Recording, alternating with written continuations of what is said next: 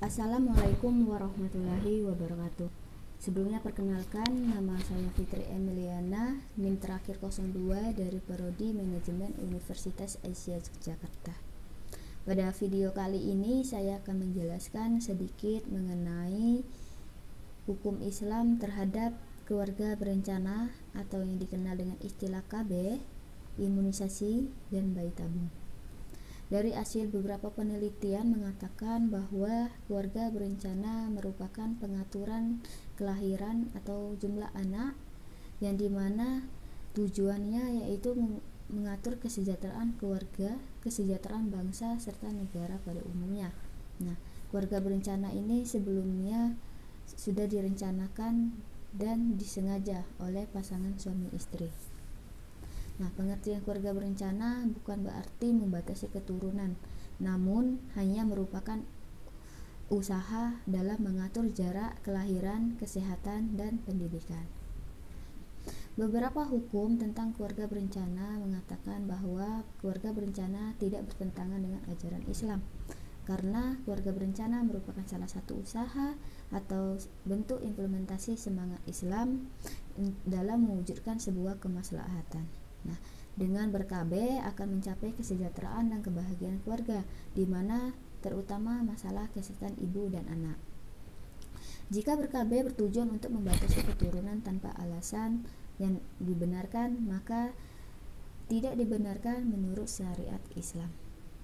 Pemutusan kehamilan secara mutlak atau pemandulan selamanya atau yang dikenal dengan istilah tubektomi tidak dibolehkan dalam Islam kecuali dalam kondisi yang darurat dan mendesak dengan alasan yang dibenarkan syar'i, seperti seorang wanita yang mengalami atau mempunyai penyakit di rahim, sehingga salah satu caranya yaitu dengan pemandulan.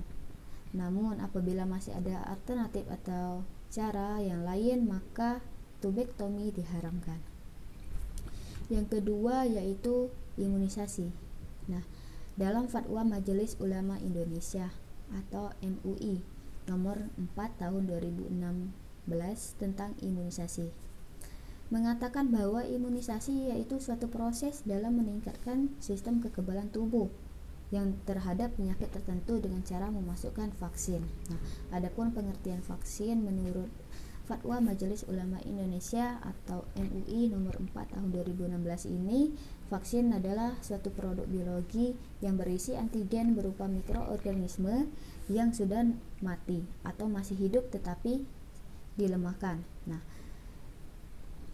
mikroorganisme yang telah diolah menjadi toksoid atau protein rekombinan yang ditambahkan dengan zat lain yang bila diberikan kepada seseorang akan menimbulkan kekebalan spesifik secara aktif terhadap penyakit tertentu.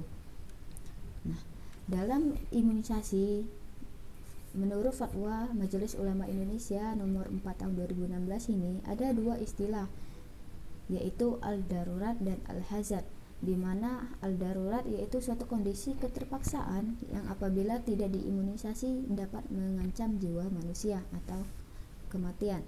Sedangkan al-hazard adalah suatu kondisi keterdesakan yang apabila tidak diimunisasi dapat menimbulkan atau menyebabkan penyakit berat atau kecacatan pada seseorang. Nah, ketentuan hukum tentang imunisasi ini menurut Fatwa Majelis Ulama Indonesia atau MUI nomor 4 tahun 2016 ini mengatakan bahwa imunisasi pada dasarnya dibolehkan atau hukumnya mubah sebagai bentuk ikhtiar untuk mewujudkan kekebalan tubuh atau imunitas dan mencegah terjadinya suatu penyakit tertentu. Yang kedua, vaksin untuk imunisasi wajib menggunakan vaksin yang halal dan suci. Yang ketiga, penggunaan vaksin imunisasi yang berbahan haram dan atau najis hukumnya haram. Yang keempat, imunisasi dengan vaksin yang haram dan atau najis tidak dibolehkan kecuali yang pertama digunakan pada kondisi al-darurat dan al-hajat. Yang kedua, belum ditemukan bahan vaksin yang halal dan suci. Yang ketiga, adanya keterangan tenaga medis yang kompeten dan dipercaya bahwa tidak ada vaksin yang halal. Ketentuan hukum imunisasi yang kelima yaitu dalam hal jika seseorang tidak diimunisasi akan menyebabkan kematian, penyakit berat atau kecacatan permanen yang mengancam jiwa berdasarkan pertimbangan ahli yang kompeten dan dipercaya. maka imunisasi hukumnya wajib. Ketentuan hukum imunisasi yang keenam, yaitu imunisasi tidak diboleh dilakukan berdasarkan pertimbangan ahli yang kompeten dan dipercaya, menimbulkan dampak yang membahayakan. Yang terakhir yaitu mengenai bayi tabung. Nah, perkembangan teknologi pada zaman sekarang ini, zaman milenial ya, memungkinkan segala hal yang dipandang manusia sebagai hal yang tidak mungkin. Misalnya seperti teknologi kedokteran yang kini semakin modern dan canggih, di mana teknologi kedokteran tersebut telah mengenalkan program bayi tabung yang dirintis oleh PC Steptoe dan R.G. Edwards pada tahun 1977. Nah, adanya program bayi tabung ini menjadi angin segar dan kabar bahagia bagi pasangan suami istri yang kesulitan memperoleh anak. Namun, tahukah kalian bagaimana pandangan hukum Islam terhadap bayi tabung ini? Nah, bayi tabung secara medis dikenal dengan istilah pembuahan in vitro yang dalam bahasa Inggris disebut in vitro fertilization. In vitro ini adalah teknik pembuahan sel telur yang dilakukan di luar tubuh wanita.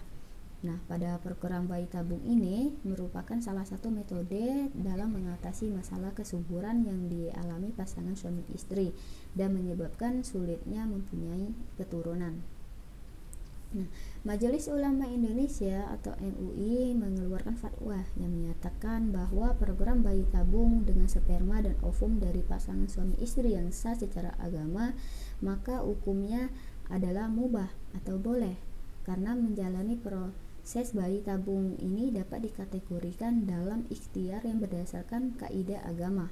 Nah, lagi pula pasangan suami istri ini melakukan hal tersebut dengan maksud dan tujuan yang baik, yaitu untuk memperoleh keturunan.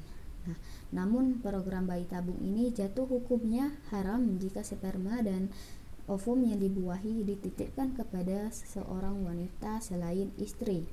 Nah, menjatuhkan hukum haram tersebut tentu memiliki alasan yang kuat, dan salah satunya yaitu di kemudian hari hal ini bisa menimbulkan masalah yang rumit dalam kaitannya dengan harta warisan. Nah, tidak hanya kasus tersebut, program bayi tabung yang berasal dari sperma beku suami yang telah meninggal dunia juga hukumnya haram. Mengapa? Nah, karena hal ini di masa yang akan datang juga bisa menimbulkan masalah yang pelik, masalah yang sulit, baik kaitannya dengan penentuan nasab maupun dalam hal warisan. Nah, sementara bayi tabung yang sperma dan ovumnya berasal dari laki-laki dan perempuan yang tidak berstatus suami istri juga dikatakan haram.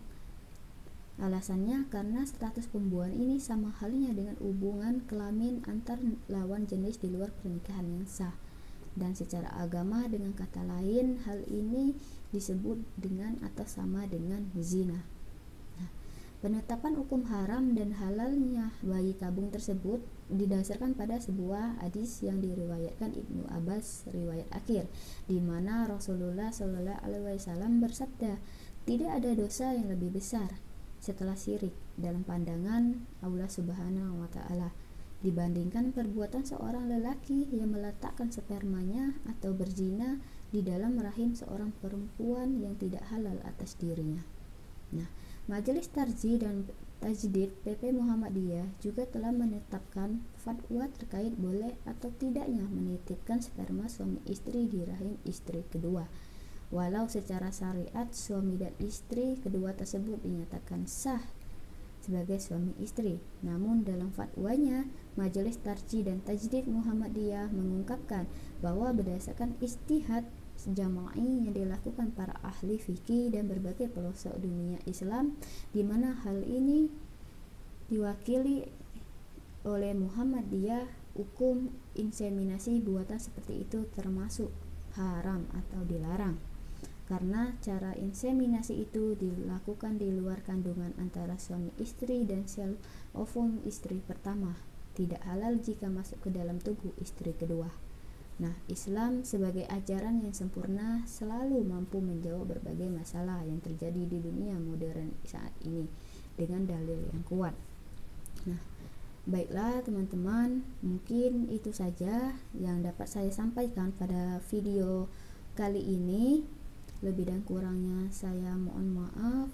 Mungkin kalau ada yang kurang jelas bisa baca atau dicek sendiri di link YouTube yang nantinya akan saya tuliskan di deskripsi channel YouTube ini. Baiklah, sesungguhnya apa yang telah ditetapkan haram dan halalnya sebuah perbuatan manusia adalah demi kebaikan manusia itu sendiri. Wallahu a'lam bishawab. Wassalamualaikum warahmatullahi wabarakatuh.